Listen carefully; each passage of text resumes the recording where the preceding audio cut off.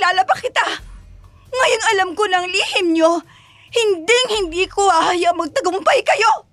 Ipaghihiganti ko ang iba niyo pa naging biktima. At sisiguraduhin kong ako ang magiging karma niyo lahat!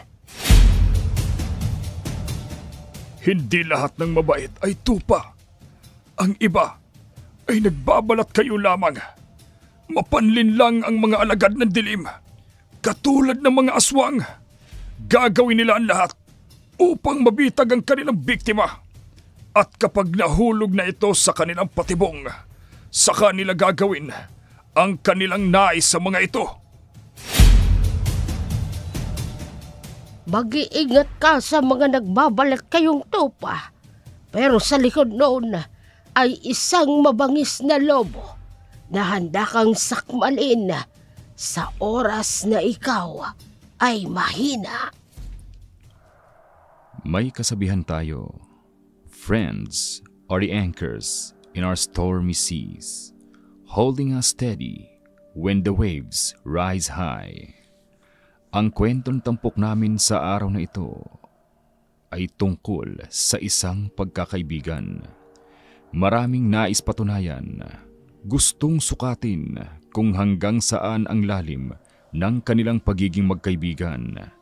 Mga ka-shadow, ang lihim na ito ay hango sa tunay na pangyayari. Ngunit para sa privacy ng nagpadala ng sulat, lahat ng babanggiting pangalan at lugar ay aming pinalitan. Johara? Ikaw pala, Milara. Halika, dito ka maupo sa tabi ko. Salamat. Uy, sama ka sa akin sa pag-uwi ko sa baryo namin, Tungkol nga pala dyan, Milara Oo, huwag mong sabihin na hindi ka sasama. Magtatampo ko sa'yo. Kailangan ko pa kasi magpaalam kina Mami at Daddy. Johara, nasa ibang bansa naman ang mga magulang nyo ni Jeremiah.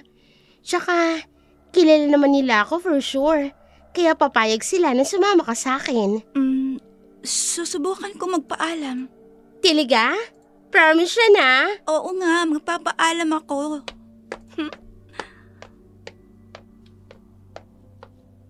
Hey, who's that? Anong narinig kong magpapaalam? Jeremiah, itong kakambal mo. Inaaya akong sumama sa akin sa fiesta sa baryo namin. Talaga?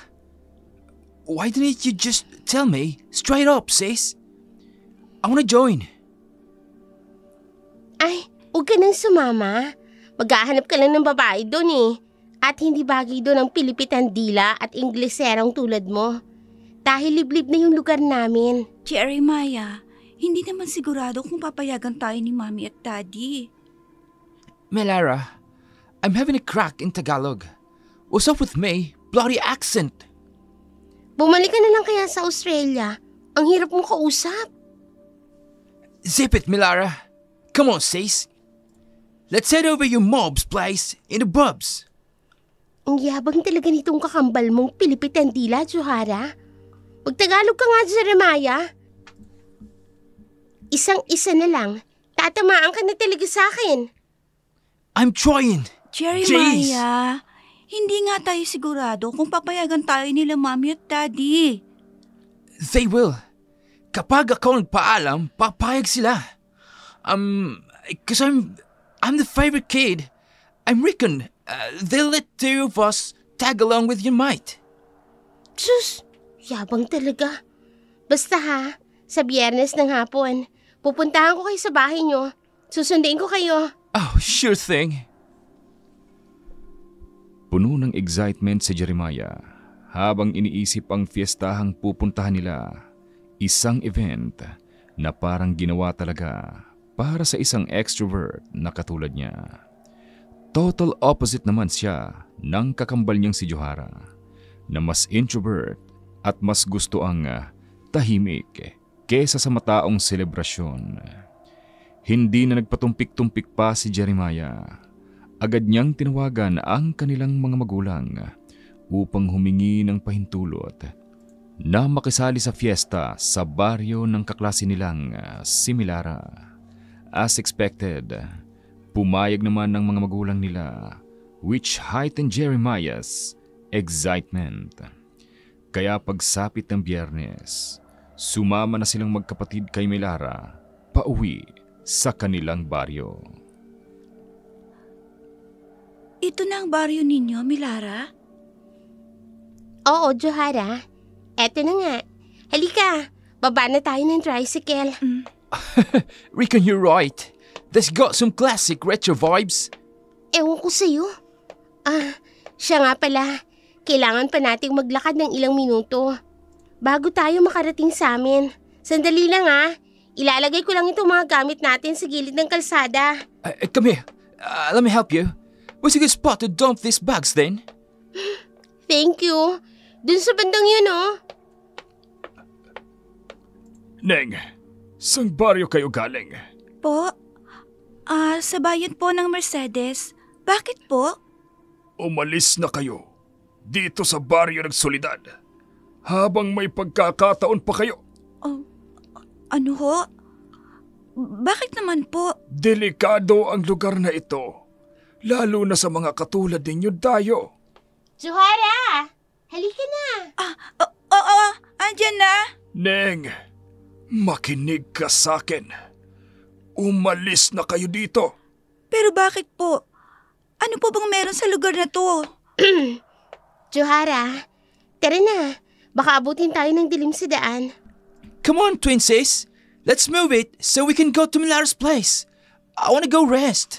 Sandali lang. Manong, sabihin niyo po sa akin. Basta't umalis na kayo rito. Ano bang ibig niya sabihin?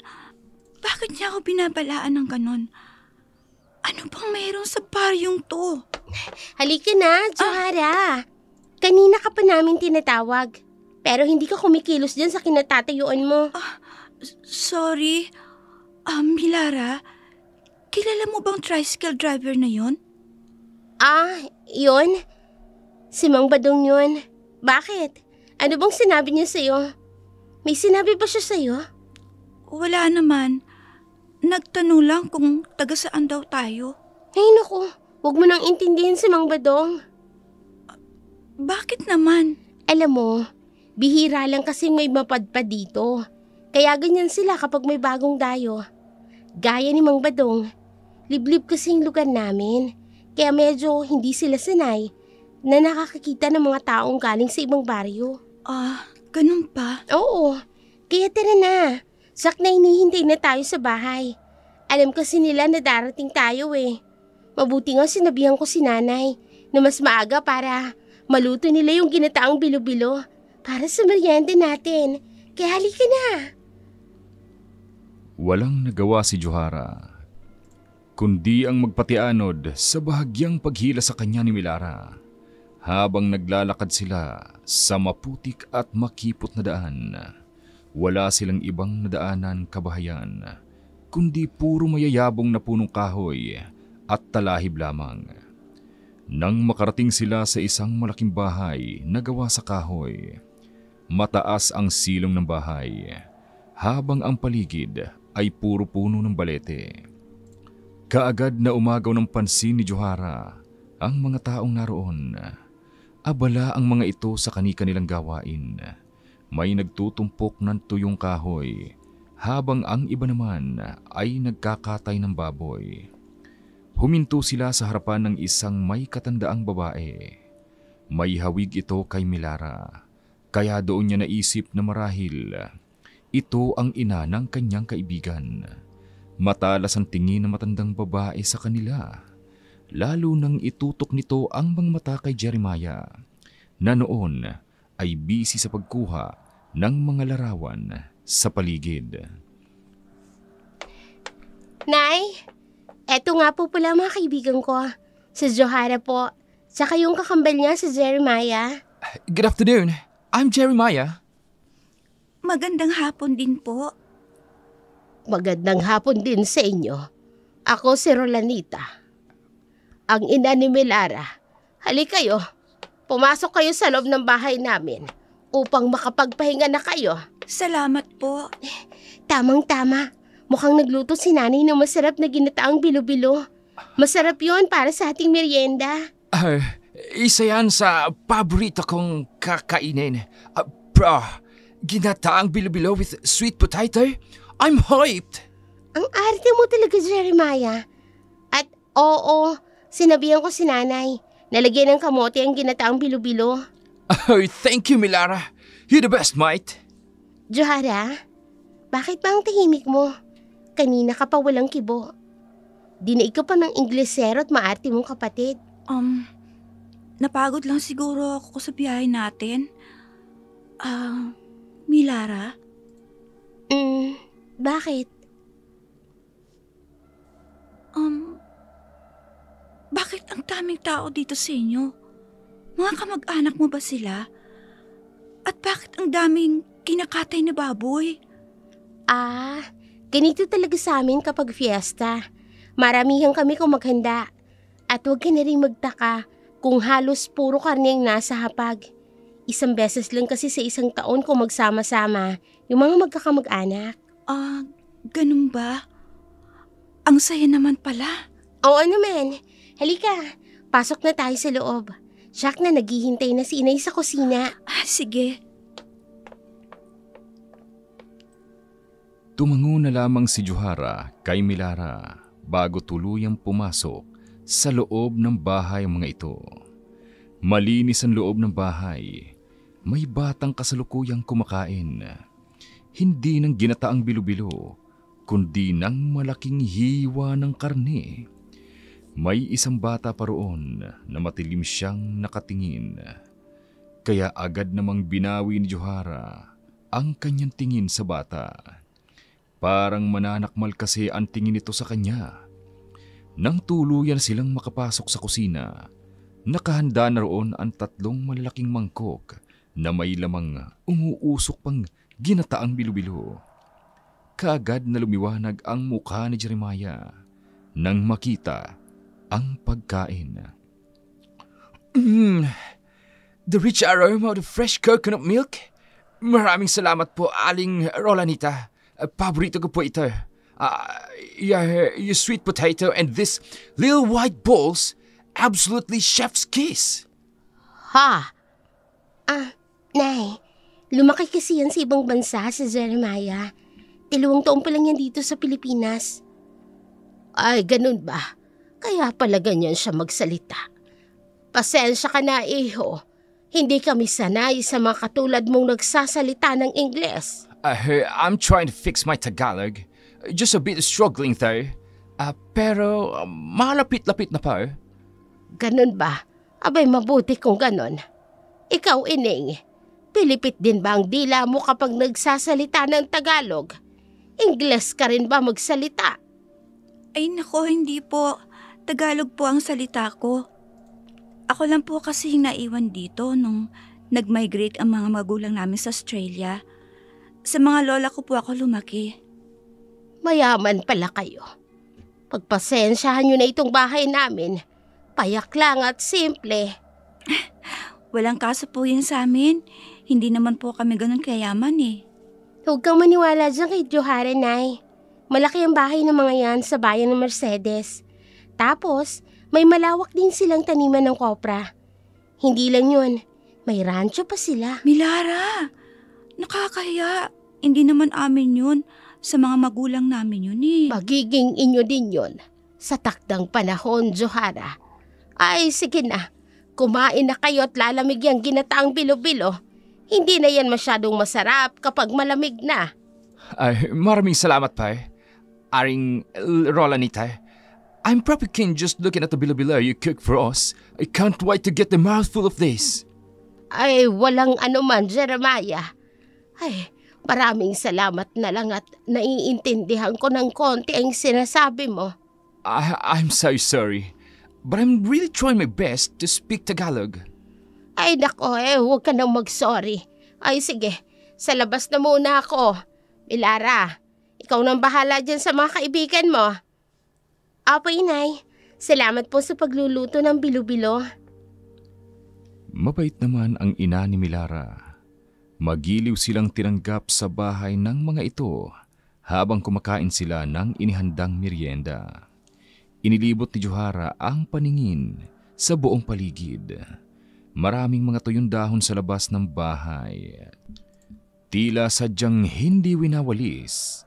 Samantalang ang ibang mga tao sa labas ay kanya-kanya pa rin ang kanilang ginagawa. Parang walang kapaguran ang mga ito. Napukaw lamang ang kanyang atensyon nang magsalita si Milara. Sinabi nitong dadalhin sila sa kanilang tutuluyang silid. Mas nauna nitong hinatid si Jeremiah sa isang maliit na silid, katabi lamang ng kanyang silid na tutuluyan.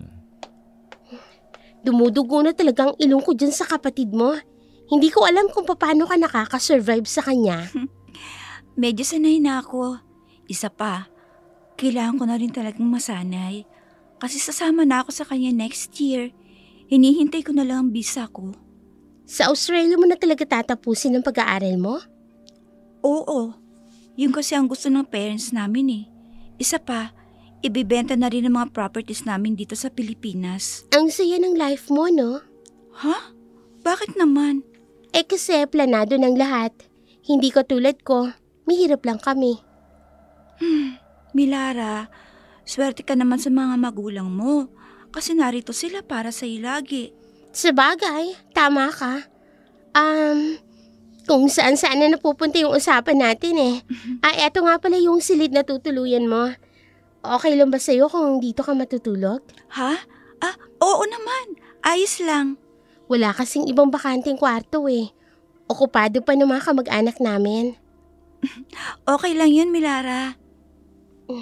Halika, pasok ka. Ayusin natin ang mga gamit mo dito sa loob. Sige, salamat. Medyo relax si Johara noong mga oras na yon. Masaya at magiliw silang nagkikwentuhan ni Milara. Pinili na rin nila ni Jeremiah na wag nang kumain ng dinner dahil busog pa sila sa bilo-bilong kinain nila. And besides, hindi rin naman sila sanay kumain ng heavy meal tuwing gabi. Mabilis lumipas ang oras at hindi na namalayan ni Johara na halos alauna na pala. Nagising siya dahil sa weird na ingay mula sa labas. Kaya dahan-dahan siyang bumangon at dumapit sa bintana. Sumilip sa maliit na siwang para malaman kung saan nanggagaling ang mga ingay na naririnig niya. Anong ginagawa nila? Ang mga kamag-anak ni Milara ay nakaupo at nakapalibot sa isang malaking sika ng apoy. At anong mga sinasabi nila? Alon ng dilim, gabi sumiko, bulong ng hangin, lihim ay bumabalot, mata ng gabi, kami nagbabantay. Huwag kang lumapit, o ikaw ay aabot.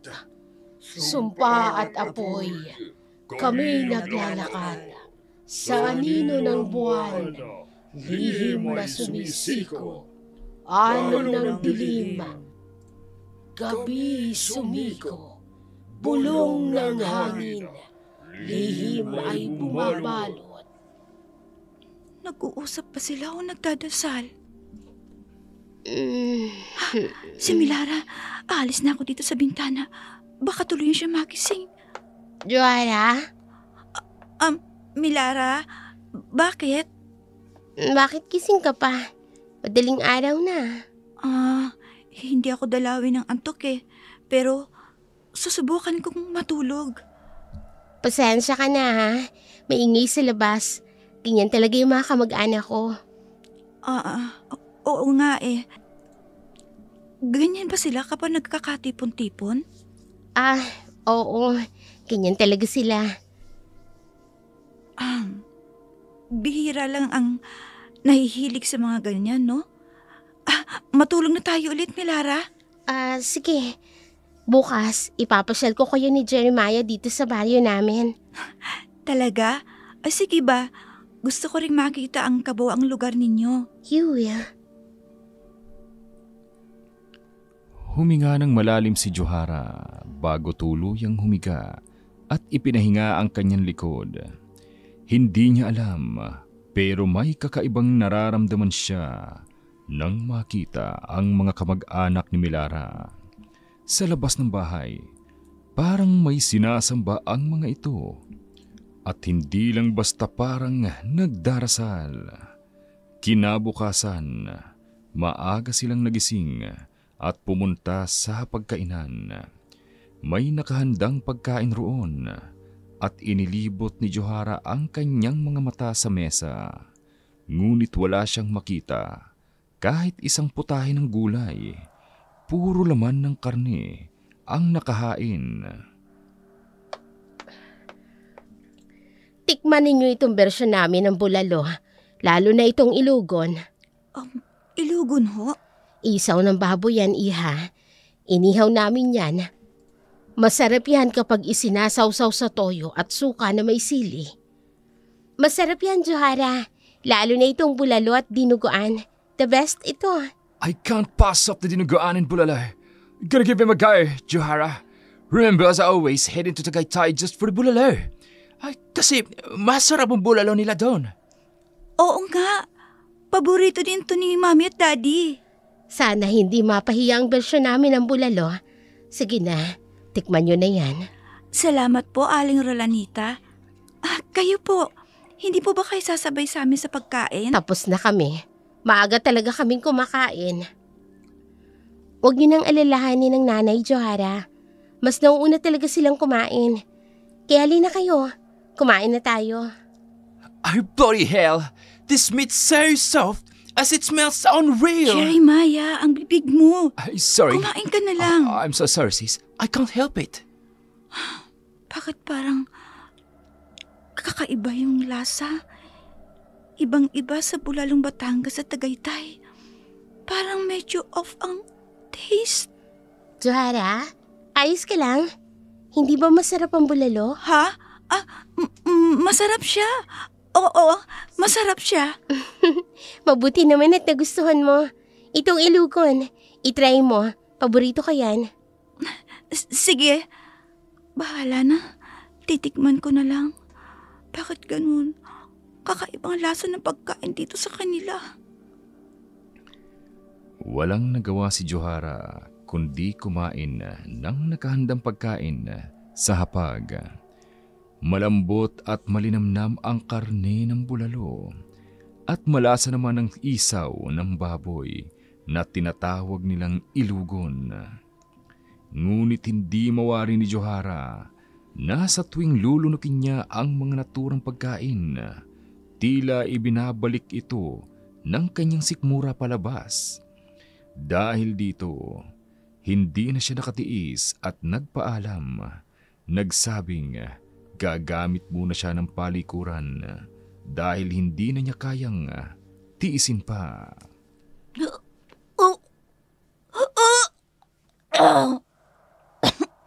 Ano ba? Meron sa pagkain yun. At biglang sumamasik mura ako. Ayan na naman. Ayos ka lang ba dyan sa loob? Oo. Ayos lang ako. Huwag ka mag-alala. Parang may narinig akong maingay eh. Ayos lang ako, Melara. Lalabas din ako maya-maya. Sige, hintayin ka na lang namin ni Jeremiah sa may bakuran ng bahay ha. Sige. Ano ba nangyayari sa akin? Hindi ko talagang mapigilan ang pagsusok. My God! Kung ano man ang nasa pagkain na yan, sana mawala na. Kasi hindi ko talaga magawang pigilan ang pagsusok. Ilang minuto rin ang itinagal ni Johara sa loob ng palikuran. Hindi siya kaagad lumabas dahil pakiramdam niya anumang oras ay muling babaliktad ang kanyang sikmura. Nang puntahan niya si Jeremiah at Melara sa bakuran, halata sa mukha ng dalawa ang pagkainip sa paghantay sa kanya. Ngunit hindi na rin nagreklamo ang dalawa. Sa halip, naglakad na sila palabas. Habang nasa daan, pasimpleng kinausap ni Johara ang kakambal niyang si Jeremiah. Jeremiah, Yes, Twin Sis? wala ka bang nararamdamang kakaiba kanina pagkatapos mong kumain? Wala naman. Bakit? Oh, is there anything that happened that I'm missing out on? Kanina kasi, bigla na lang akong nasuka. As in, sumuka talaga ako na halos wala nang matira sa mga kinain ko. Wala naman akong naramdaman. It tastes good, but the texture's a bit off. Masyadong tender yung meat. Maraming salamat naman kung ganun. Akala ko, ako lang yung nakalasa ng parang kakaiba dun sa pagkain. Maybe there are ingredients that you don't like. Tsaka alam mo ba, hindi lang pagkain ng kakaiba dito, pati mga tao. What do you mean? Basta, kakaibang vibes nila. At pansinin mo, wala masyadong tao kapag sumapit ang dapit hapon. You're right. Napansin ko rin yan kahapon. Pero liblib kasi ang baryo na to. Recon in the province, they don't usually go out after dark, yeah? Kahit na. Oo.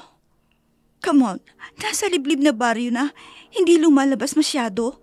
Pero yung mga tao kasi sa paligid parang ilag sila sa atin. Hoy! Kayong dalawa dyan. Ang bagal niyo maglakad. Bilisan niyo na. Para maabutan pa natin yung tindahang nayon. Sorry, medyo masakit lang yung paa ko.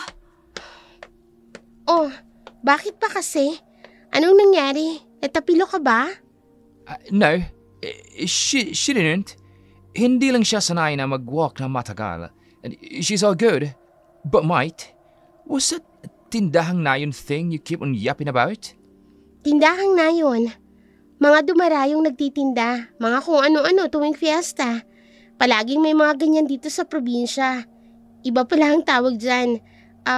Peryahan, ganon. Ah, ganun ba? Kung ganun, bilisan na natin. Gusto ko makakita ko kung may magugustuhan akong bilhin sa tindahang yun. Okay, sure. Kayo lang naman tong hinihintay ko eh. Ang tagal nyo. Nagmamadaling naglakad si Johara habang nakasunod naman sa kanya si Jeremiah.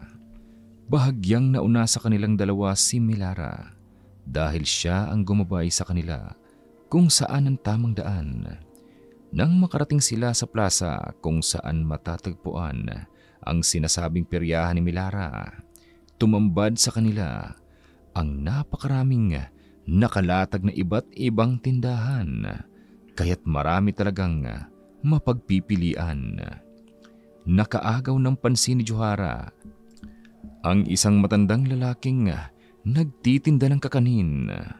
Biglang nagliwanag ang kanyang muka nang maalalang ito ang tricycle driver na naghatid sa kanila noong nakaraang araw. Dahil dito, walang pag-aatubuling lumapit siya sa pwesto nito. Medyo nabigla pa ang matanda nang makita siya. Kayo po yung driver na naghatid sa amin noong nakaraan, di po ba? Bibili ka ba ng bibingka, Ineng? Ilang supot ang bibilin mo? Manong, may sinabi ho kayo sa akin nung araw na yon. Sabi niyo po, umalis na kami dito sa bahay niyo. Manong, pwede po bang sabihin niyo sa akin kung bakit? Kung hindi ka bibili ng bibingka, Ineng, pwede ka nang umalis. Marami pa kasi akong kailangan gawin. Pero Manong, may sinabi po kayo sa akin noon eh. Bakit po gusto niyong umalis kami dito? Hindi kita masasagot. Mang Badong, kumusta po? Ha?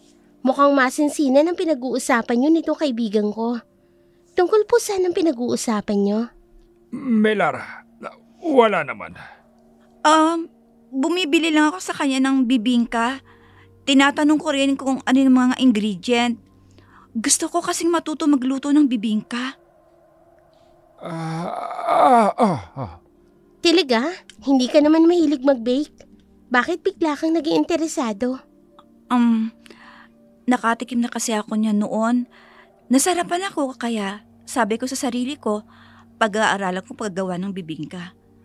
Amang Badong, 2 supot po ng bibingkang bibilihin ko. Sige. Libre ko na lang sa'yo. Huwag mo nang bayaran.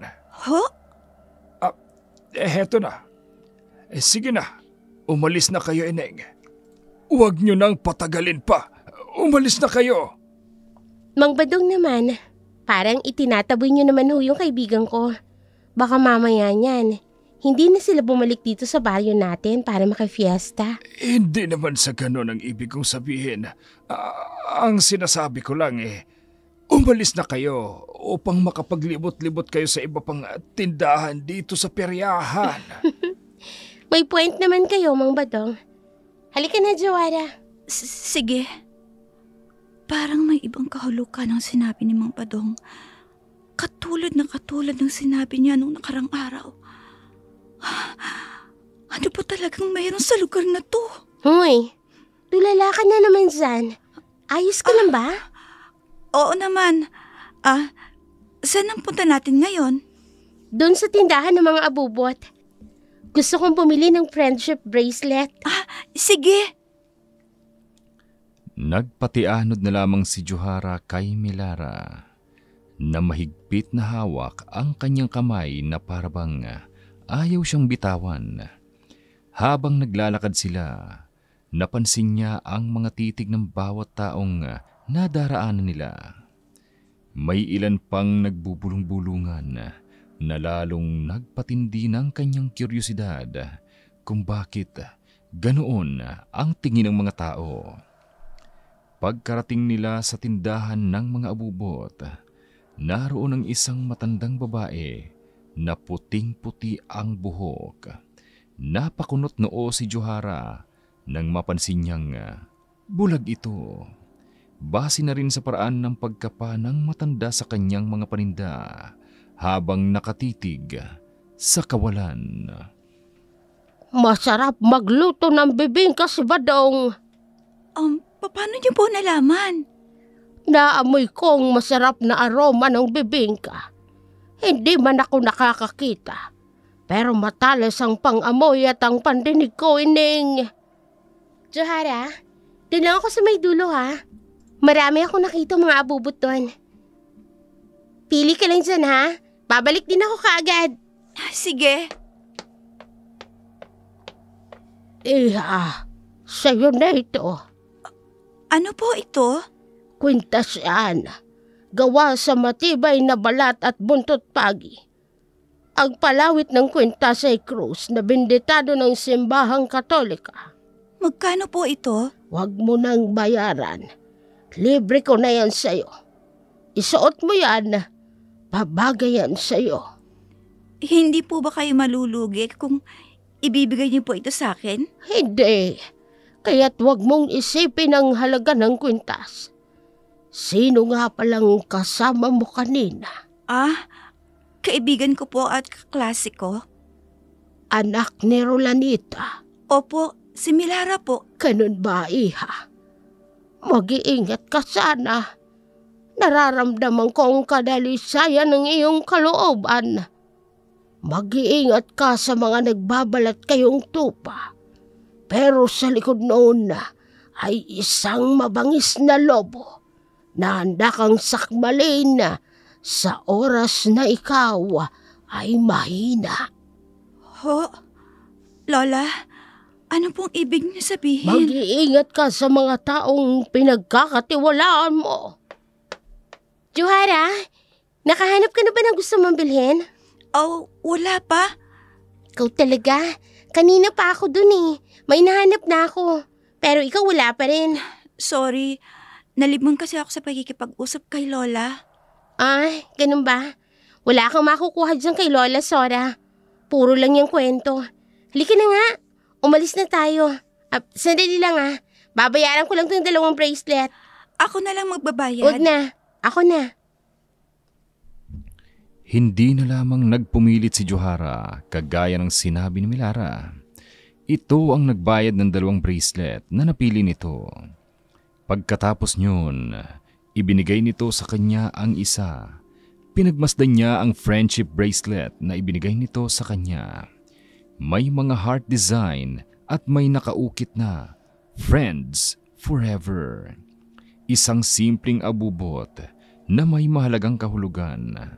Bago sila umalis, muli niyan tinapunan ng tingin ang matandang si Sora. Napaigtad pa siya nang mapansin na tila nakatingin ito sa kanya, pero kaagad siyang napailing nang maalalang bulag ito. Ngunit ang tingin ng matanda sa kanya ay tila isang normal na taong nakakakita. Bumalik lamang siya sa kasalukuyan nang bahagya siyang sikuhin ni Melara. Bakit, Melara? Yung kakambal mo, tingnan mo, may kausap ka agad na babae. Iba rin talaga ang talas ng mga mata niyang kakambal mo pagdating sa babae. Iyaan mo na. Ang mabuti pa, tawagin na lang natin para makauwi na tayo. Oh, sige. Pero, kanino pa kita napapansin, Johara? Anong ibig mong sabihin? Parati kang tulala. Parang ang lalim-lalim ng iniisip mo. Wala to. Huwag mo na lang akong pansinin. Halika na. Tawagin na natin si Jeremiah. Okay. Basta kapag may bumabagabag sa'yo, sabihin mo sa akin. O kaya naman kung may tanong ka tungkol dito sa baryo namin, ako yung tanungin mo. Oo ba? Nagkukuluhan na talaga ako. Kaibigan ko si Melara pero bakit hindi ako komportable magtanong sa kanya tungkol sa mga bumabagabag sa akin? Jeremiah! Halika na dito. Uuwi na tayo. Tama na yan. Lolokohin mo lang naman yan eh. Zip it, you cheeky bugger! Habang nasa daan sila, panay ang daldal ni Jeremiah tungkol sa babaeng nakilala niya sa piryahan. Samantalang si Johara ay patuloy na nananahimik. Si Melara naman ay nakikipagbiruan kay Jeremiah na nauwi sa asaran. Pagkarating nila sa bahay ni Melara, naroon pa rin ang ibang mga kamag-anak nito. Ngunit malalim ang mga tingin nila, lalo na sa magkapatid. Hindi maiwasan ni Johara ang mailang, ngunit agad naman silang iginiya papasok ni Melara. Kahit napapasok na sila sa kabahayan, ramdam pa rin ni Johara ang mabibigat na tingin ng mga kamag-anak ng kanyang kaibigang si Melara. Oh, kumusta ang pamamasyal ninyo? Nagustuhan ba ng mga kaibigan mo, Melara? Opo, inay. Marami po kaming pinuntahang tindahan. Hindi ba, Johara? Opo. Ang saya nga po ng fiesta dito sa inyo eh. Marami pong taong dumarayo. Oo, taon-taon yan. Oo nga pala, anak. Huwag mong kalilimutang sabihin sa kaibigan mo nakafiestahan ay magkakaroon tayo ng kasiyahan dito sa bahay dahil kabilugan ng buwan. Bakit po? Anong meron sa kabilugan ng buwan? May tradisyon ng pamilya namin tuwing sasapit ang kabilugan ng buwan, iha. At masaya ko na masasaksihan mo yon. Ano pong uri ng tradisyon yung tuwing kabilugan ng buwan? Malalaman mo rin, iha. Sa ngayon, magsaya muna kayong magkakaibigan. Hoy, sige. Maiwan ko muna kayo para makapaghanda ako ng pagkain ninyo. Salamat po, inay. Medyo napagod din kami sa mahabang lakaran patungo sa peryahan tapos pauwi dito sa bahay. Hoy siya, sige. Hoy, Melara, ikaw nang bahala sa mga kaibigan mo. Opo, inay. Johara, halika. Pasok na tayo sa loob ng kwarto. Kwentuhan tayo. Melara, ayos lang ba kung pupuntahan ko muna si Jeremiah sa silid niya? Ha? Oo, sige. Hintayin na lang kita sa kwarto kung ganon. Mabilis na umalis si Johara sa sala bago tinahak ang silid na tinutuluyan ng kanyang kakambal. Kaagad siyang kumatok at nang mapagbuksan siya nito, Bakas sa mukha nito ang bahagyang pagtataka.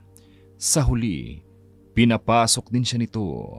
Sinundan siya ng kakambal hanggang sa makaupo siya sa silid ng kama. Bagamat nagtataka, banayad nitong inilapag ang hawak na cellphone bago siya tuluyang kinausap. What's up with you? Why do you seem anxious? Kanina pa kita napapansin na you are tahimik. Hindi lang kasi ako komportable dito. Kaya ako balisa at tahimik. Di ba sinabi ko na sa'yo? Kakaibang kilos ng mga tao sa paligid. Parang ang bigat ng loob nila sa atin. But they seem friendly, right? I mean, mabait naman sila sa atin. Like, they're hospitable naman. Ewan ko, Jeremiah. Parang mali na pumunta tayo dito. Ang bigat talaga ng pakiramdam ko sa lugar na to. Jeremiah, ano kaya kung umuwi na tayo sa Mercedes? Hey, the fiesta's in 2 days. Milara will get a bit upset if we get knocked off too soon. Ipapaliwanag ko na lang sa kanya kung bakit gusto ko nang umalis. At hindi na natin mahihintay ang fiesta dito. But that's how the country folks, alright? They just not used to seeing outsiders. Kaya siguro gano'n na lang sila Makatingin. yeah, makatingin, right? So ano, hindi tayo aalis? Hihintayin natin hanggang piyesta? Yep, that's what we agreed on anyway. And stop worrying. Just don't mind the people around us. Pinapagulo mo lang ang utak mo. Ewan ko ba? Parang may kakaiba talaga sa lugar na to. Hindi ko lang masabi kung ano yon. You know what, Twain? Try to get some rest, eh? Siguro, you're pagod lang from walking. Mabuti pa nga siguro. O sige, babalik na ako sa kwarto ko. Siguradong hinihintay na ako ni Milara. Alright, I'll go suss out na nap. Don't know if I'll manage the dinner later. Still full. Sige, kung busog ka pa, sasabihin ko na lang kay Milara na baka hindi ka nakakain ng hapunan. Sige na, matulog ka na. Oh, sweet. Don't stress yourself, alright? We got this sorted here. Sana nga, Jeremiah. Baka sa isip ko lang lahat ng to. Baka tama ka. Stress lang siguro ako. Tumango na lamang si Jeremiah sa kanya bago nito tuluyang isinarado ang pintuan. Siya naman ang mabagal na naglakad patungo sana sa silid nila ni Milara. Nang bigla siyang mapahinto, may narinig kasi siyang kakaibang ingay. Kaya naman, sa halip na magpatuloy sa paglalakad patungo sa silid, na inuuka pa nila, inihakbang niya ang kanyang mga paa patungo sa kung saan ang gagaling ang kalabog na kanyang narinig.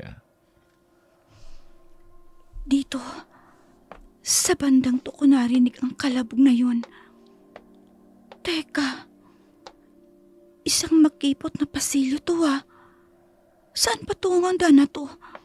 Madilim. Wala akong maaninag. May mga yabag ako naririnig pa parating. Magtatago ako. Pero saan ako magtatago dito? Shit. Hindi pwedeng may makakakita sa akin dito. Baka mamaya anong isipin nila. Dito sa likod ng mga lumang mga karton. Huwag naman sana nila ako makita dito. Milara, kumusta mga kaibigan mo? Maayos naman ba sila? Hindi naman ba sila nagmamadaling umalis? Hindi po, inay. Mukhang kampante naman po sila dito sa atin. Mabuti naman kung ganon. Alam mo namang masaya ang mga kamag-anak natin sa mga bisitang dala mo dito sa atin. Masaya po ako, inay. Dahil nagustuhan nila mga kaibigan ko. Kami ang pinag-uusapan nila. Pero bakit mahalaga sa mga kamag-anak ni Milara na magustuhan kami? Bumalik ka na sa kwarto mo. Baka naroon na si Zohara. Pupunta lang ako sa silong. Pagkatapos ay ipaghahanda ko kayo ng masarap na hapunan. Natiyak kong mas magugustuhan ng mga kaibigan mo, anak. Walang duda, inay. Sisiguraduhin ko rin. Nakakain sila ng marami ngayong gabi. Mabuti. Sige na, anak. May kailangan pa akong gawin. Hindi ko talaga maunawan. Nalilito ako. Kailangan kong magmanman. Dala ng labis na kalituhan sa ikinikilos ng kanyang kaibigan at ng ina nitong si Rolanita. Mas lalong nakaramdam ng hindi maganda si Johara. Wala naman siyang nakikitang malinaw na dahilan ng pagiging uncomfortable, maliban na lang sa mga kakaibang tingin ng kamag-anak ng kanyang kaibigan at sa pagiging ilang sa kanila ng mga tao sa baryong yun. Kinagabihan, katulad ng sinabi ni Milara, nagkwentuhan nga sila sa silid na iniuukupan nila, habang pilit na pinapakalma ni Johara ang kanyang isipan upang alisin ang mga bumabagabag dito. Alam mo, palagi kong napapansin yung pagiging tulala mo. Hindi ka naman dating ganyan nung nasa Mercedes tayo. Hayaan mo na ako. Hindi lang kasi ako sanay na umaalis ng matagal sa amin. Oh, well, hindi ka nga pala party goer at extrovert, katulad ng kakambal mo. Mabuti nga pinayagan kayo ng mga magulang ninyo na sumama sa akin dito sa baryo. Oo nga eh. Milara, Yes, Johara? halos ilang buwan na rin tayong magkaibigan. Pero wala ka pang nababanggit sa akin kung may naisama ka na rin ba dito sa inyo? Noon? Ano ka ba? Meron na. Sino? Yung ex-boyfriend ko, si Dane. Yung sabi mong nanloko sa'yo? Yes, dinala ko na siya dito noon nung nakaraang taon. Kaya lang nung gabi ng kafistahan, nahuli ko siyang may kahalikan ng iba. Kaya nag-break kami. Kung gano'n, nasa na siya? Wait, bakit bigla ka naman yatang naging interesado sa love life ko? Especially sa cheater kong ex. Hindi naman sa gano'n. Curious lang ako. Kasi 'di ba, sikat sa university 'yon. Tapos biglang hindi ko na siya nakita this school year. Sa pagkakaalam ko, lumipat na siya ng school. Or maybe, bumalik sa La Union. Ewan ko, wala na rin naman akong pakialam sa kanya. Ay, tara na. Kailangan na nating pumunta sa kitchen para mag-dinner. Halika na. Sure. Dadaanan na lang natin ang room ng kakambal mo. Hindi siya kakain ng hapunan. Ha? Bakit? Ayos lang ba siya? Yun ang sabi niya sa akin kanina. Huwag na lang natin siyang istorbahin. Tara na, doon tayo sa kusina. Okay. Tara. Nakita ni Johara ang pagtataka sa mga mata ni Milara. Pero hindi niya hinayaang makapagtanong pa ito. Pagkarating nila sa kusina, sinalubong sila ng nakangiting si Rolanita habang naghahain ng umuusok pang pagkain sa hapag. Katulad ng dati, puro karne pa rin ang nakahain. Wala man lang isda o gulay. Mabango ang amoy ng mga pagkain. Pero may kakaibang nararamdaman si Johara sa kanyang sikmura na hindi niya mawari kung ano. Kaagad siyang pinaupo ni Rolanita. Bago sinandukan ng putserong may malalaking tipak ng karne. Kainin mong lahat yan, iha. Masarap ang putserong yan. Salamat po. Pwede po ba akong magtanong? Oo naman. Tungkol saan? Saan po ba dito may malapit na tindahan ng mga gulay? Tsaka po isda. Johara, masarap itong mga luto ni nanay. Tikman mo muna. Bakit? May mali ba sa mga niluto ko? Hindi mo pa naman natitikman ang inihain ko. Nako, hindi po. Wala naman po akong problema sa luto niyo, Aling Rolanita. Gusto ko lang po kasi kumain ng isda tsaka gulay. Hindi ko sinasadya na ma-offend po kayo. Ay! Nay, huminahon po kayo. Sa lahat ng ayoko, yung hinahanapan ako ng wala sa hapag. Hindi mahilig ang pamilya namin sa gulay at isda. Bisita ka namin, kaya ginagawa namin ang lahat upang asikasuhin kayo ng maayos. Sana kayo rin. Sorry po. Sorry po talaga. Hindi ko po sinasadya. Pasensya na po. Milara, sorry. Wala naman ako masamang ibig sabihin. Kumain na lang tayo. Kainin mo na yung inihain sa'yo ni inay. Dahil kapag hindi mo yung kinain, mas lalong sasama ang loob niya. Sige. Aling Rolanita, sorry po talaga. Pasensya na po kung na-offend kita. Sige, lalabas na lamang ako. Lalamig din ang ulo nun. Huwag ka na mag-alala. Milara, hindi ko talaga intensyon na pasamain ang loob ng nanay mo. Hayaan mo na. Kakausapin ko na lang siya mamaya. Sa ngayon, kumain na lang muna tayo. Ubusin mo ang kaniya na. Hindi na lamang sumagot pa si Johara. Hindi niya akalaing ganoon kabilis magbago ang tono ng ina ng kanyang kaibigan. Sa isang banda, medyo maliri naman ang tanong niya tungkol sa ibang putahe. Mula pa kanina, hindi siya mapalagay. May kakaiba talaga sa mga karning inilalapag sa lamesa. Hindi pa man sila nakakailang oras matapos kumain. Muling sumama ang kanyang pakiramdam. Nagmamadali siyang tumakbo sa banyo. At doon, halos nanginginig habang nagsusuka.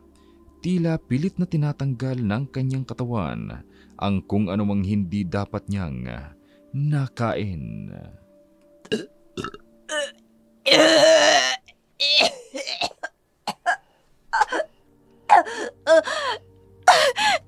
Pangalawang beses na to.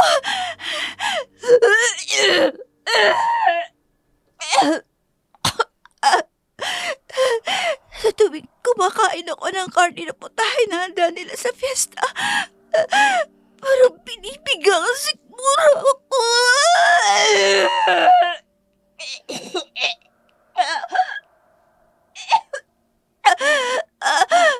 Alas, wala na ako maisuka. Puro tubig na lang. Ano ba nangyayari sa akin? Arka. Ngit-ngit ng buwan. Ibukas. Sugat ng lupa. Ilabas. Ngayon kami lilipad. Ngayon kami lalamon. Teka, nariyan na naman yung mga boses na naririnig ko nung unang gabi namin dito. Pero hindi na sila nag-uusap ngayon. Parang nagdarasal sila. At ibang pagdarasal yun. At nakakatakot pakinggan. Sandali. Sisilip ako dito sa siwang ng bintana ng banyo. Oh, ayan. Oh, Diyos ko, anong ginagawa nila?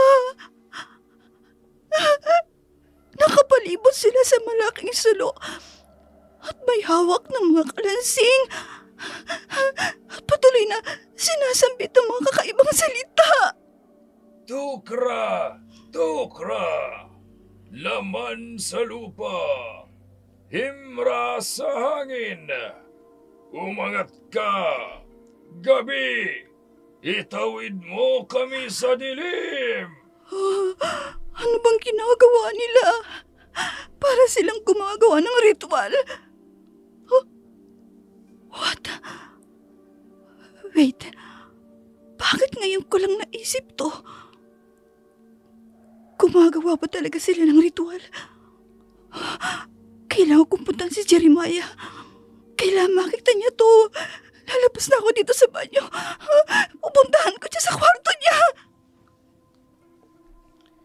Mabilis na tumalilis si Johara palabas ng banyo. Tanaw niya ang mga kamag-anak ni Milara Naabala sa kani-kanilang ginagawa. Hindi man niya lubos na maunawaan ang mga ito. May pakiramdam siyang kakaiba ang mga paniniwala ng pamilya ng kanyang kaibigan. Pagdating niya sa silid ni Jeremiah, kaagad siyang kumatok. Ngunit ilang minuto na ang lumipas ay wala pa ring tugon mula sa kanyang kakambal. Sa nanginginig na kamay, dahan-dahan niyang binuksan ang pinto ng silid nito. Jeremiah! Jeremiah, nasan ka? Jeremiah, may papakita ko sa'yo. Kanina pa ako kumakatukot, hindi ka sumasagot. Teka, wala siya dito sa kwarto niya. Kung ganon, nasaan ang kakambal ko? Hindi, baka kung ano nangyari sa kanya. Lalabas ako dito, hahanapin ko siya. May paparating. Baka si Jeremiah. Johara, Milara? anong nangyayari? Ayos ka lang? Namumutla ka. Nasaan ang kakambal ko? Teka lang, hindi kita maintindihan. Nawawala ba si Jeremiah? Bakit parang galit ka sa akin? Isang tanong, isang sagot. Alam mo ba kung nasaan ang kakambal ko? Johara, hindi. Magkasama tayong naghapunan kanina, hindi ba? Ikaw na nga mismong nagsabi sa akin na gustong magpahinga ni Jeremiah. Kung gano'n, nasaan siya? Bakit wala siya dito? Baka lumabas lang. O di kaya gumamit ng banyo. Galing ako sa banyo. Imposibleng gumamit siya ng banyo dahil kung oo, di sana'y nagkasalubong kami. Kumalma ka nga muna. Itatanong ko sa kanila kung nakita nila si Jeremiah. Huwag ka muna mag-hysterical. Paano hindi ako mag-hysterical kayong nawawala yung kapatid ko? Diyos ko, wala naman sanang masamang nangyayari sa kanya. Kung hindi ko mapapatawad ang sarili ko. Don't worry. Hahanapin natin si Jeremiah.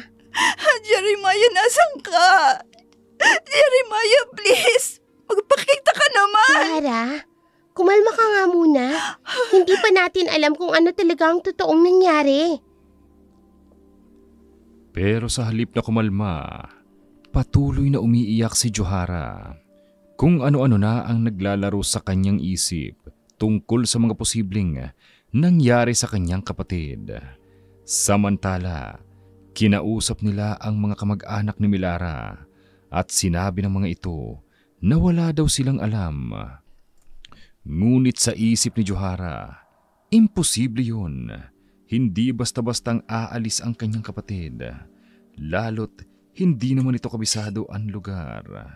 Hinalughog niya rin ang mga gamit nito at natagpuan ang cellphone nito sa ilalim ng unan. Isang malinaw na indikasyon na hindi umalis sa bahay nila Milara si Jeremiah dahil hindi ito umaalis nang hindi dinadala ang cellphone nito.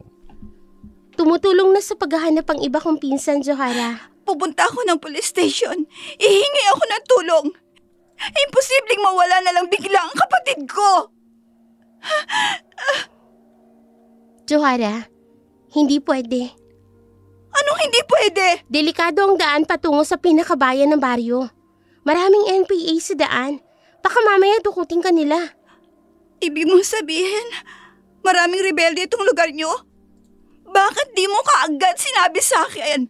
Sana hindi na lang kami sumama sa iyo dito. Sana hindi nawala yung kakambal ko. Sinisisi mo ba ako? Ginagawa ko naman ang lahat para mahanap si Jeremiah. At bakit? Sino bang dapat kong sisihin, Magpahinga Milara? ka na muna. Mukhang hindi mo makontrol kung anumang salitang lumalabas sa bibig mo. Sa tingin mo, makakapagpahinga ako knowing na nawawala ang kapatid ko? Hahanapin ko sa Jeremiah. Hindi ako titigil hanggat hindi ko siya nakikita. Johara, nakikiusap ako sa'yo. Magpahinga ka na muna. Bukas, tutulungan kitang maghanap. Nanginginig ang mga kamay ni Johara habang hawak ang cellphone ng kanyang kakambal. Tumitig siya sa labas ng bintana. Napakadilim ng gabing yun. Tila hindi nakikiayo ng buwan dahil nakatago ito sa maitim na ulap. Naalala niyang kinabukasan ay fiestahan na sa lugar na yun. Bigla rin niyang naalala ang sinabi ng ina ni Milara tungkol sa kanilang kakaibang tradisyon. Mariin niyang ipinikit ang kanyang mga mata at pilit na pinakalma ang sarili. Kailangan niyang makapag-isip ng maayos. Kinabukasan, maaga siyang gumising at lumabas ng bakuran. Hindi niya alintana ang mabibigat na tingin sa kanya ng mga kamag-anak ni Milara. Patuloy lang siya sa paglalakad hanggang sa bukana ng gubat. Hindi siya tumigil kahit ramdam at naririnig niya ang tawag ni Milara. Johara! Johara! Sandali lang! Ang bilis mong maglakad! Hintayin mo ako! Kailangan ko mahanap si Jeremiah para makauwi na kami! Uuwi na kayo? Pero hindi yan ang napag-usapan natin, hindi ba? Sa tingin mo, mananatili pa ako dito sa lugar niyo matapos ang nangyaring to? Sige, kung yan ang gusto mo. Bibilisan kong lakad ko upang hindi niyo ako masundan. Maghahanap ako ng tulong sa ibang tao. Johara! Sandali lang! Bakit ba ang bilis mong maglakad? Mas bibilisan ko ang lakad ko para hindi niyo ako maabutan. Ang mabuti pa, magtatago ako dito sa mayayabong na halaman. Johara! Nasaan ka? Johara, huwag mong gawin to! Delikado ang lugar na to! Lalo na sa'yo! Johara! Hindi ako lalabas dito sa pinagtataguan ko. Diyos ko, ikaw na pong bahala sa akin. Pero hindi talaga ako kampante sa pamilya ni Milara. Narinig ko ng mga yabag niya papalayo. Maghihintay pa ako ng konti bago ako tuluyang lumabas dito sa pinagtataguan ko. Ilang minuto rin ang itinagal ni Johara sa kanyang pinagtataguan. At nang masigurong wala na sa paligid si Milara, saka lamang siya lumabas mula sa mayayabong na halamang kanyang pinagtataguan. Mataas na ang sikat ng araw dahil 8:00 na noon ng umaga. Sinamantala niya ang pagkakataon at tinahak ang daan kahit hindi niya alam kung saan yon patungo hanggang sa makarating siya sa bukana ng isang malaking gate. Tao po! Tao po! May tao po ba dyan? Tao po! Sino ba yan? Mang Badong? Mang Badong, ikaw nga! Ineng, anong ginagawa mo rito? Paano ka napunta rito? Mang Badong, kailangan ko po ng tulong niyo, please. Hindi ko po alam kung saan pwedeng humingi ng tulong. Sandali, pumasok ka muna rito sa loob. Diyos kong bata ka.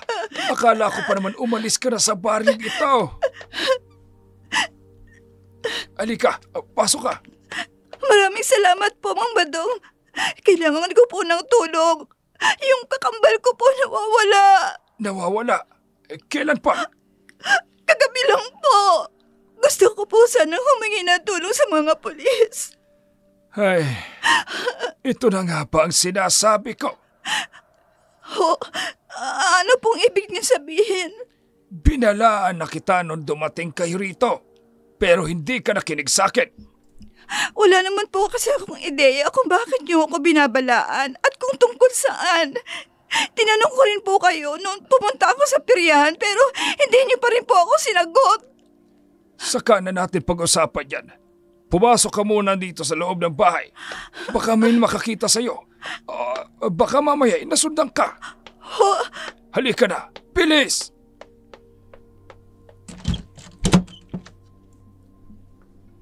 Mas lalong nahiwagaan si Johara sa ikinikilos ng matandang si Badong. Ngunit gayon paman ay sumunod pa rin siya dito.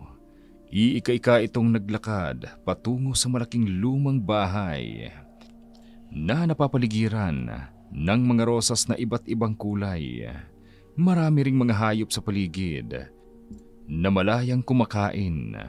Pagkapasok nila sa loob ng kabahayan, napahanga si Johara. Puro antik ang mga nakadisplay at masasabi niyang parang European era pa. Kaagad siyang inalok ni Badong ng maiinom na kaagad naman niyang tinanggap. Sa inyo po bang bahay na to, Mang Badong? Hindi. Ako lang ang nangangalaga nito. Matagal na akong caretaker ng bahay na ito. Nasa Maynila kasi ang mga may-ari. Minsan bumibisita ang anak nilang lalaki. Ganun po ba? Mang Badong, mabalik po tayo sa suliranin ko. Matutulungan niyo po ba ako? Ineng, hindi basta-bastang pamilya ang sinamahan mo. Ho? Bakit po? Kilala sa lugar namin ang pamilya ni Rolanita. Kakaiba ang pamilyang yan. May kakaiba silang paniniwala tuwing piyesta. Nabanggit nga po sa akin yan ni Aling Rolanita. Pero ano ho bang kakaiba sa tradisyon nila tuwing fiesta? Palaging may nawawalan dalagat binata sa baryong ito tuwing sumasapit ang kapistahan. Ano pa ang koneksyon niya sa amin ng kapatid ko? Hindi ba't nawawala ang kapatid mo? No. Ibig mo pong sabihin, maaaring ang pamilya ni Milara ang kumuha kay Jeremiah? Matagal nang usap-usapan dito sa aming baryo ang pamilyang yan. Pinaghihinalaan namin sila na sila ang aswang na dumudukot sa mga kabinataan at kadalagahan dito sa aming baryo tuwing piyesta. Pero mabait po sila sa amin. Hindi ko lubos maiisip na maaari silang maging masamang tao. Hindi lahat ng mabait ay tupa. Ang iba ay nagbabalat kayo lamang. Mapanlin lang ang mga alagad ng dilim. Katulad ng mga aswang. Gagawin nila ang lahat upang mabitag ang kanilang biktima. At kapag nahulog na ito sa kanilang patibong, sa kanila gagawin ang kanilang nais sa mga ito. Kung totoo man po ang sinasabi niyo, Mang Badong, paano ko maililigtas ang kapatid ko? Saan po siya maaaring dinala ng pamilya ni Milara? Kailangan mong bumalik sa kuta ng mga aswang upang ipaid ang sarili mo. Ano? Mang Badong naman, hindi ba pwedeng humingi na lang ako ng tulong sa mga pulis? Wala kang aasahan sa mga otoridad sa lugar na ito, Ineng. Isa pa, bukas na ang kapistahan at kabilugan na rin ang buwan. Kailangan mong kumilos kaagad upang mailigtas mo ang kapatid mo. Pero natatakot po ako. Paano kung hindi na kami tuloy makaalis sa lugar na to? Kung alam ko lang na may lahing sa demonyo pala si Milara, hindi na sana ako sumama sa kanya upang makifesta sa lugar na to. Hihingi ako ng tulong kay Sora. Isa siyang albularya. Pero maiwan muna kita rito. Huwag kang aalis. Babalikan kita agad. Opo, Mang Badong. Please, bilisan niyo lang po. Natatakot po ako. Baka kung ano nangyari sa kapatid ko. Oo, babalik din ako kaagad. Huwag na huwag kang lalabas ng bahay. Opo, Mang Badong.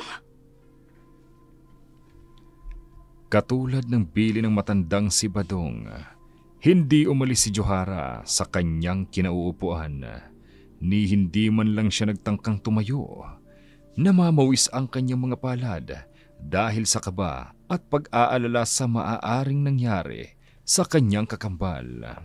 Mas lalo pa siyang kinabahan nang halos 2 oras nang lumipas ay hindi pa rin bumabalik si Badong. Ngunit kalaunan, nakahinga siya ng maluwag nang bumukas ang pinto at pumasok ang matanda. Bit-bit nito ang isang tampipi na puno ng mga dahong nakabalot sa lumang dyaryo. Mang Badong, maraming salamat po at nandito na kayo. Pasensya na, Ineng. Medyo may distansya kasi rito ang kubo ni Sora. Pero narito na ako at ibinigay niya sa akin ang mga kakailanganin mo. Ano po ang mga dahon na yan? Ito ang mga pangontrang dadalhin mo sa pagbabalik mo sa bahay ng mga aswang. Mang Badong, paano kung hindi na ako o kami ng kapatid ko makalabas sa bahay na yon. Kinakabahan po ako sa maaaring mangyari. Manalig tayo sa Diyos, Ineng. Huwag kang mag-alala. Gagawa ako ng paraan upang matulungan ko kayo. Siya nga pala, nabanggit sa akin ni Sora na may ibinigay daw siya sa iyong kwintas. Opo, meron nga po. Heto po sa bulsa ko. Isuot mo raw yan, Ineng. Proteksyon yan laban sa mga aswang. Itago mo sa ilalim ng damit mo. At sa oras na ilabas mo yan, ay hindi ka nila basta-basta malalapitan. Ganun po ba? Sige po. Ito pong mga dahon, para saan po ito? Ang sabi niya sa akin, kakailanganin mo raw ang mga ito. Kung sakaling matagpuan mo na sugatan ng kapatid mo, ipainom mo sa kanya ang katas nito upang mabilisan siyang gumaling. At ito ang mga pangontra, yung mga yan. Pagkabalik mo sa bahay nila, huwag kang magpapahalata na alam mo na ang kanilang pagkatao. Hanggat maaari, hanapin mo kaagad ang iyong kapatid. Sige po. Gagawin ko po yan. Ay, Diyos ko po. Kayo na pong bahala sa amin ng kapatid ko. Sana po makalis kami dito ng buhay. Yan din ang dasal ko, Ineng. Matapos ang pag-uusap nila Badong, sinabihan siya nitong kailangan na niyang umalis at bumalik sa bahay ni Milara. Kinakabahan man, wala na siyang magagawa o mapagpipilian pa, lalo na't nag-aalala na rin siya sa maaaring mangyari sa kanyang kakambal. Habang tinatahak niya ang daan pa uwi, patuloy ang kanyang tahimik na pagdarasal hanggang sa makarating siya sa bukana ng bakuran ng bahay ng kanyang tinuturing na kaibigan. Kagad niyang napansin ng matatalim at mabibigat na titig sa kanya ng mga kamag-anak ni Milara. Ilang sandali pa, lumabas si Milara mula sa bahay at biglang lumiwanag ang mukha nitong nang makita siya.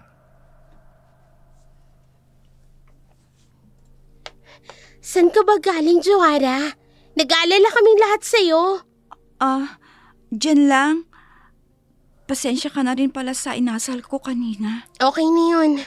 Siya nga pala, patuloy pa rin sa paghahanap ang iba kong mga pinsan kay Jeremiah. Mamayang gabi, baka bumalik na sila. Ganun ba? Salamat. Milara, pwede ba akong magpahinga muna? Ha? Oo naman. Halika, dun tayo sa kwarto ko. Pwede ba doon na lang muna ako sa kwarto ni Jeremiah? Ha? Oo. Sige, kung yan ang gusto mo, wala namang problema. Salamat. Sige, magpapahinga na muna ako. Okay, kakatukin na lang kita sa kwarto mo kapag kakain na tayo ng hapunan. Umidip ka muna, kasi mamayang gabi, meron kaming gaganaping kasiyahan. Gusto ko, manood ka. Sige. Matamis na ngumiti sa kanya si Milara. Kung noon ay magaan ang aura nito, sa mga sandaling yun ay puno na ng pagdududa si Johara. Nagmamadali siyang pumanhik sa silid ni Jeremiah. Pagkatapos niya roon, kaagad niyang inilibot ang kanyang mga mata. Wala namang nagagalaw sa mga gamit ng kanyang kakambal. Naroon pa rin ang backpack nito, ang DSLR at iPad ay nakapatong pa rin sa iba pa nitong mga gamit. Kaagad niyang inilapag ang maliit na bag na dala niya, kung saan ay nakalagay ang mga pangontrang ibinigay ni Sora sa kanya.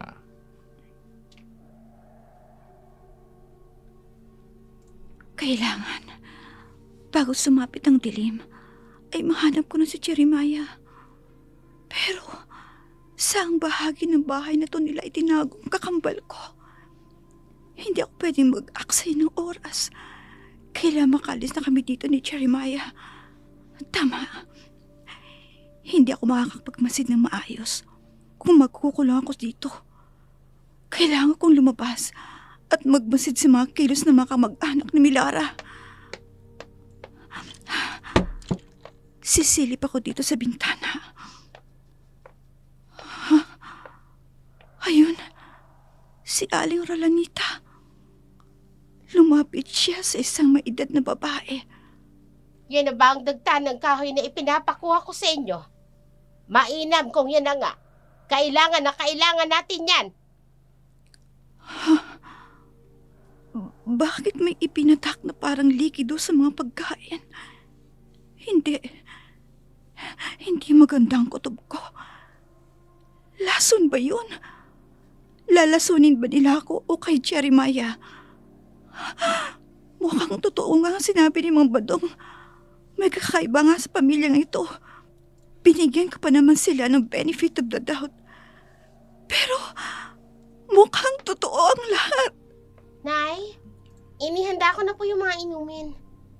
Akin na po yung ibang dagta. Narito, Milara. Siguraduhin mong maiinom yan ng kaibigan mo. Ako na pong bahala, inay. Traitor ka, Milara. Itinuring pa naman kitang kapatid. Tapos ganito gagawin mo sa amin at kay Jeremiah. Pagsisisihan mo naging kaibigan kita. Ngayong alam ko na, hindi ko hahayang magtagumpay ka. Ipaghihiganti ko ang iba niyo pang naging biktima.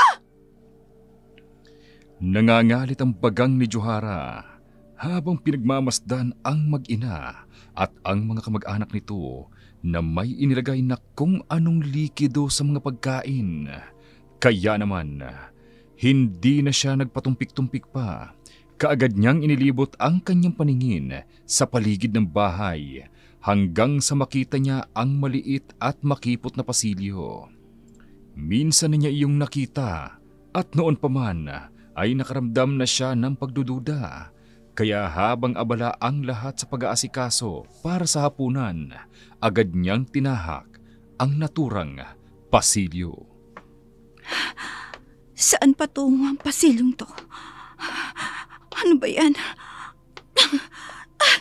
Ang baho. Parang amoy na nabubulok na daga at isda.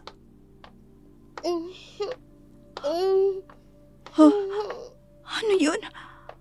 Parang may narinig akong parang ungulan ng galing sa bandang yun. Magmamadali ako. Titingnan ko kung anong meron sa parang maliit na seldang yan. Narito na ako. Diyos ko, anong klase lugar to? Punong-puno ng dumi at mga nagkakalat ang kung ano-anong dumi. Tulungin mo ako. Diyos ko. Milara? Paano nangyaring narito ka? Gayong? Ako ang tunay na Milara. Ninakaw niya ang mukha ko. Ang pagkatao ko. Diyos ko! Totoo bang sinasabi mo? Oo. Please, tulungan mo ako. Gusto ko nang umuwi. Gusto ko nang bumalik sa pamilya ko. Sandali, tutulungan kita. Pagkatapos, hahanapin ko rin ang kapatid ko. Yung lalaki ba? Yung foreigner? Nakita mo siya? Narito si Jeremiah. Oo. Shit! May parating! Kailangan ko magtago! Saan ako pwede magtago? Doon, sa gilid. Bilisan mo.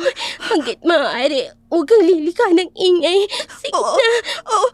Sige, katuwang ko rito. Ang baho. Para kong malalagutan ng hininga.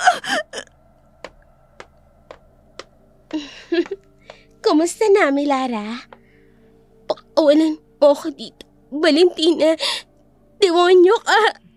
Ibalik mo sa akin ang mukha at ang pagkatao ko.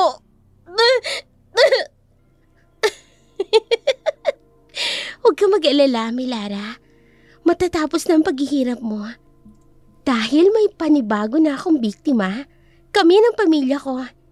Ibabalik ko na sa iyo itong mukha mo.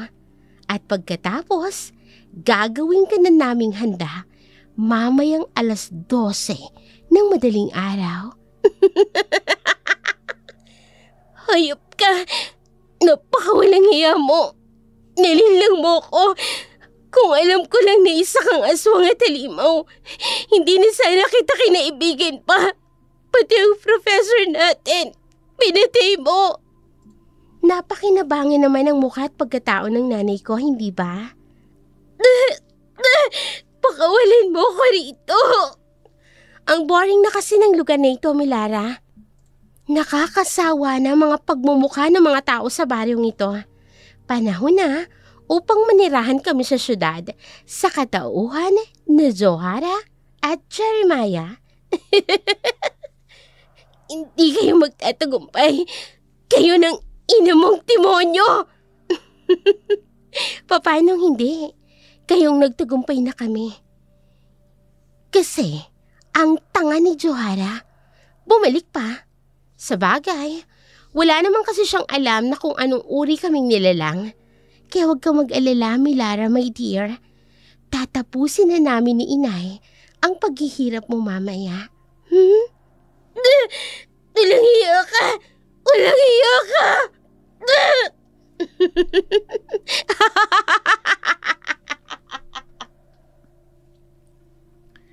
Hindi makapaniwala sa kanyang narinig si Johara. Para siyang natulos na kandila sa kanyang pinagtataguan. Hanggang sa makaalis ang impostorang Milara, saka lamang siya nagkaroon ng lakas na loob na lumabas mula sa kanyang pinagtataguan. Nanginginig ang kanyang mga kamay habang sinusubukang buksan ang seldang kinalalagyan ng totoong Milara. Nang tuluyan niya na itong mabuksan, agad niyang inalalayan ang patpati nitong katawan. Bumagsak pa ito nang subukan itong tumayo mag-isa. Nanghina ako. Kailangan mong lakasin ang loob mo. Kailangan maitakas kita dito at si Jeremiah. Sa may bandang unahan, doon nila tinila ang kapatid mo. Iligtas natin siya. Halika, tulungan mo sarili mo na makapaglakad ng maayos, please. Oo, maraming salamat sa'yo. Kamukha mo yung foreigner na tinala nila dito. Kakambal ko yun. Diyos ko, Jeremiah! Nakahandusay siya sa isang papag, Jeremiah! Wala siyang malay. Malakas ang dagtang ng pampatulog na pinainom nila sa kanya. Wala na tayong oras. Kailangan nating mailabas siya dito para makaalis na tayo. Tulungan mo ako. Hilahin natin siya palabas pero kailangan muna nating buksan ang seldang to. Heto, gamitin mo ang susing ito. Paano itong napunta sa'yo? Kanina, nahablot ko mula kay Valentina nang hindi niya namamalayan. Salamat. Ayan. Bukas ng pinto. Jeremiah! Jeremiah, ililigtas kita dito. Ang bigat mo. Ngayon, ang problema, paano tayo lalabas dito nang hindi nila nakikita? Sa amin ang bahay na ito. Kaya alam ko ang pasikot-sikot ng lugar na ito. Doon sa bandang yon, may sirang pinto doon. Ako lang ang nakakaalam. Doon ako dumadaan kapag tumatakas ako noon sa mga magulang ko. Halika, tutulungan kitang hilahin siya. Maraming salamat. Bigat mo, Jeremiah. Pero kailangan nating makakaalis sa lugar na to. Sige pa, hila pa. Kahit nanghihina, tinulungan pa rin ng tunay na Milara si Johara na hilahin ng walang malay na si Jeremiah. Nagmamadali ang kanilang pagkilos, lalo't kumakalat na ang dilim sa paligid. Katulad ng sinabi ng tunay na Milara, may sirang pinto sa dulong bahagi ng lugar na kanilang kinapipiitan. Lumabas sila sa masukal at gubat na bahagi ng kakahuyan. Nanghihina silang pareho dahil sa bigat ng katawan ni Jeremiah. Hindi pa tayo ligtas. Alam ko, anumang oras, malalaman nilang nakatakas tayo. Anong gagawin natin ngayon? Malakas sila sa dilim. Katulad ng nangyari sa amin noon, nahuli din nila kami. Pinatay nila ang professor namin na siyang ginamit ng mukha ng kanyang ina ngayon. Anong klase mga nilalang sila? Mga uri sila ng aswang na tinatawag na saling dugo. Sa oras na mainom nila kahit patak ng dugo mo, sa kabilugan ng buwan, magagaya nila ang mukha mo, ang boses, pati mannerism mo. Nabubuhay sila sa pang-aagaw ng pagkatao ng iba. Kung ganun, ano makakatalo sa kanila? Kailangan mo silang utakan. Gusto mo kitang tulungan, pero hindi kaya ng katawan ko. Nangihina na talaga ako. Eto, mga pangontra to. Ibinigay to sa akin ng albularya. Ilalagay ko to sa mga katawan niya ni Jeremiah. Huwag na huwag kang aalis dito. Babalikan ko kayo. Johara ang pangalan mo, hindi ba? Oo, tama ka. Maraming salamat sa tulong mo. Ito lang ang may papayo ko sa'yo. Kahit anong mangyari, huwag kang kakain ng pagkain o inuming ibinibigay nila sa'yo. Dahil makakatulog ka. At doon nila isasagawa ang ritual ng pagnanakaw ng mukha mo at pagkatao mo. Maraming salamat, Milara. Ikaw palang totoong Milara. Sayang at hindi ikaw ang Milarang nakilala ko, kundi ang aswang at huwad ng babaeng aswang na yun. Maraming salamat sa tulong mo. Huwag kang mag-alala.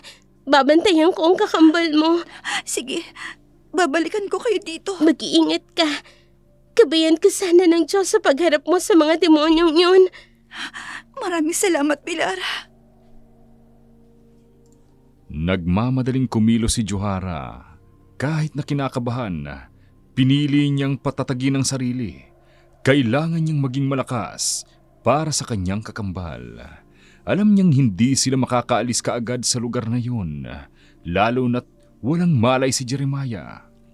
Malayo ang highway at ang mga kabahayan, at mahina rin ang tunay na Milara. Kaya naman, wala siyang ibang pagpipilian kundi isa katuparan ang kanyang binabalak. Johara, maayos na ba ang pakiramdam mo? Nakaidlip ka na ba? Oo, medyo magaan na pakiramdam ko. Mabuti naman. Pasensya ka na ha. Bumalik na ang mga pinsan ko na naghahanap kay Jeremiah. Pero hindi pa raw nila nakikita ang kakambal mo. Mahirap talaga mahanap ang taong hindi naman nawawala. Anong sabi mo, Johara? Ha? Ang ibig kong sabihin, marahil ay iniwawala si Jeremiah dahil hindi niya kabisadong lugar na to. Yun nga rin ang hinala namin ni Inay. Sinungaling kang impostor ka. Johara? Sorry. May sinasabi ka ba? Sabi ko, tulala ka na naman. Huwag mo na lang akong pansinin. Gusto mo bang tulungan kita sa pagluluto? Okay lang sa'yo? Nahiwa na rin naman yung karne at pansahog. Oo naman. Wala din naman akong ginagawa eh. Ako na maghahalo ng mga to. Milara, nasan pala yung bawang? Ha? Hindi kasi kami gumagamit ng bawang.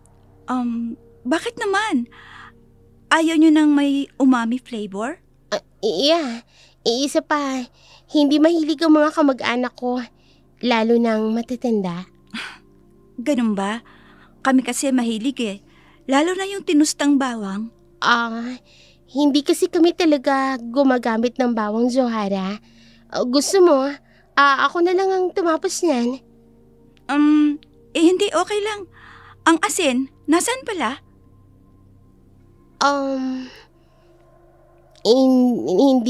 Hindi rin kasi kami gumagamit ng asin. Itong pulbos na to, ito yung ginagamit naming pamalit sa asin. Hindi rin kayo gumagamit ng natural na asin? Hindi. Dahil bawal sa mga matatanda kong kamag-anak. Ako na lang ang tatapos niyan, Johara.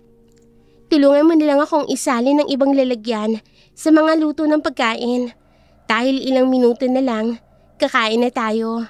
Sabay-sabay ba tayong kakain tsaka yung mga kamag-anak mo? Oo. Ito ang unang yugto ng tradisyon namin. Sabay-sabay na kumakain pagsapit ng 7:00 ng gabi.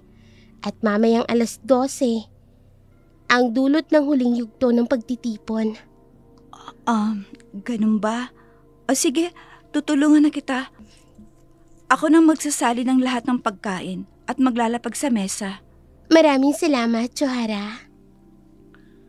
Halos sumabog ang dibdib ni Johara sa kaba. Pinipilit niyang huwag magpahalata kay Milara na alam niyang isa itong impostora at isang aswang. At na lahat ng naroroon ay mga aswang.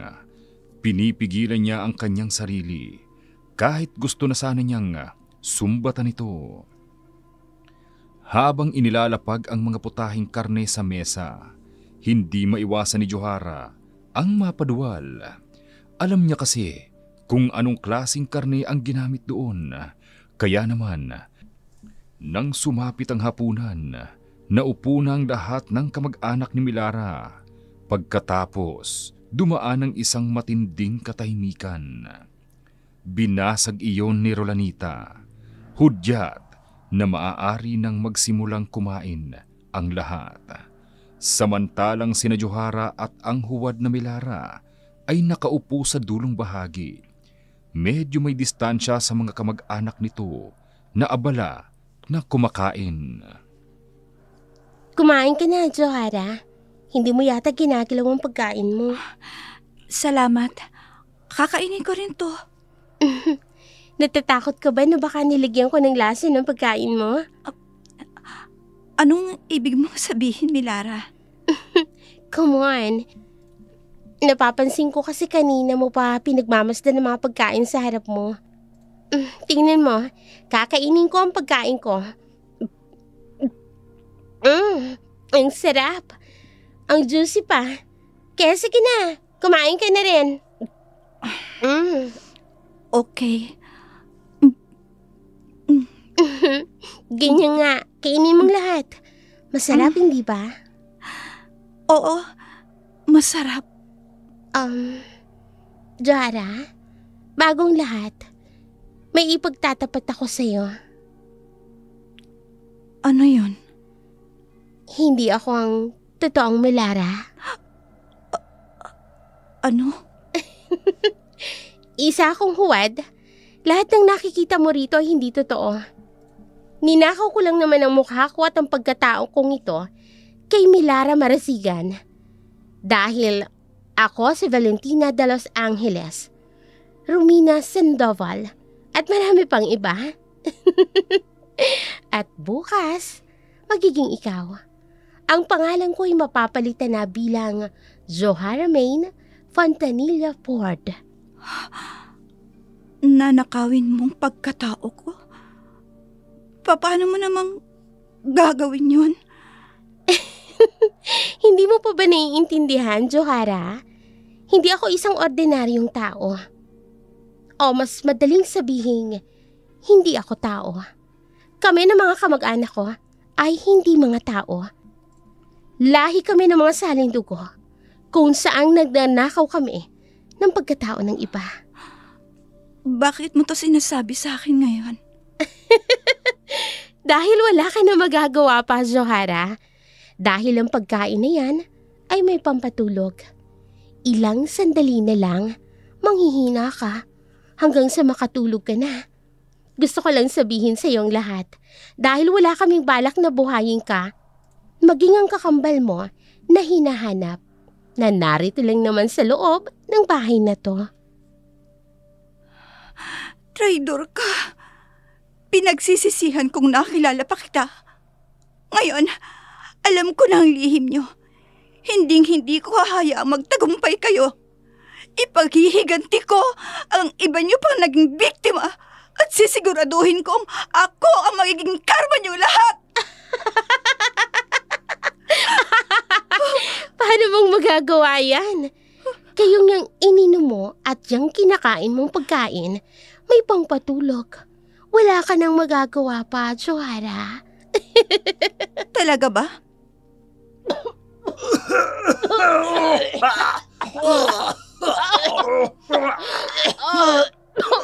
Anong nangyayari?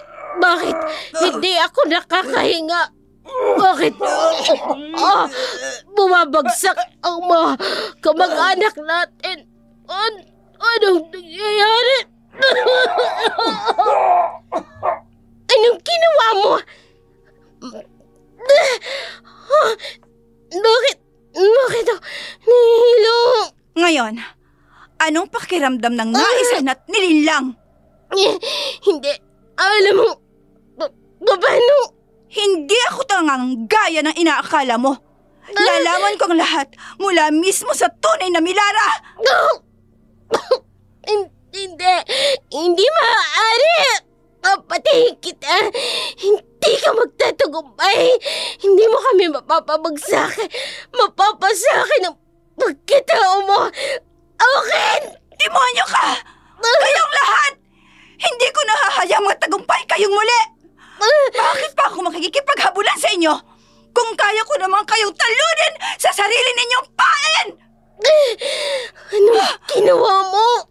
Bakit mo? Heto!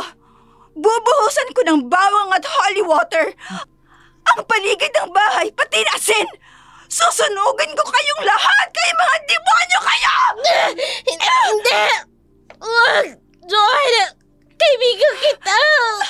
Hindi kita kaibigan ng aswang ka! Isa kang alagad ng dilim! Dapat lang sa inyong mawala! Wag! Sisindihan ko ng gasolina na may halong bawang at asin! Pero bago yon, isasaboy ko muna sa kanilang holy water na to! Patawarin ako ng Diyos! Pero itong nananapan sa inyo!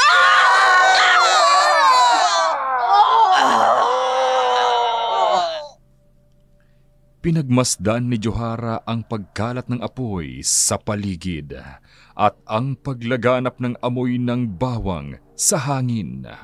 Wala silang nagawa ang mga aswang dahil tulog na sila dulot ng dagta na inilagay ni Johara sa pagkain nila. Palihim rin niyang pinalitan ang pagkaing ibinigay sa kanya ng huwad na Milara. Nang minsang pumunta ito sa kusina. Nang makita niyang unti-unti nang nilalaman ng apoy ang mga aswang, tumakbo si Johara patungo sa lugar kung saan niya iniwan si Jeremiah at ang tunay na Milara. Laking gulat niya nang maabutan doon si Mang Badong na may kasama pang iba. Dinala sila ng mga ito sa malaking bahay na binabantayan ni Mang Badong. Hindi ka na ba talaga namin mapipigilan, Johara? Aalis ka na ba talaga? Kahit wala pang malay si Jeremiah. Opo, hindi po ako mapapanatag hanggat hindi po kami nakakabalik sa bahay ni Mercedes. Kung ganon, ipapahatid ko kayo kay Ingo. Itinawagan ko na rin naman si Ma'am Loida at pumayag siyang ipahiram ang sasakyan. Maraming salamat po, Mang Badong, at kay Lola Sora din. Kami nga ang dapat na magpasalamat sa iyo dahil kung hindi ka nakipiesta sa baryong ito, baka hanggang ngayon ay patuloy pa rin ang pananalasa ang mga salindugong aswang. Paraan po siguro to ng Diyos upang maputol lang kanilang kasamaan. Tama ka, Ineng. Johara, maraming salamat sa lahat. Kung hindi dahil sa'yo, baka patay na ako ngayon. Salamat din sa'yo dahil hindi mo iniwanan si Jeremiah. Iyon na lang ang paraan na maaari kong isukli sa kabutihan at pagliligtas mo sa akin. Pasensya ka na rin pala dahil nasunog kong buong bahay niyo dahil sa ginawa kong pagsunog sa pamilya ng salindugong aswang. Huwag mo nang alalahanin yun. Pupunta na talaga ako sa Maynila. May mga kamag-anak ako doon. Hindi ka na ba babalik sa pag-aaral sa Mercedes? Hindi na. Kung mag-aaral man ako, hindi na sa lugar na to. Gusto ko nang kalimutan ng lubos ang lahat ng mga bangungot na nangyari sa akin dito. Nauunawaan ko at nagpapasalamat ako sa Diyos dahil iniligtas na tayo sa mga aswang ngayon. Hanggang dito na lamang po ang aming tampok na kwento sa araw na ito. Maraming salamat po sa inyong walang sawang suporta at panunood.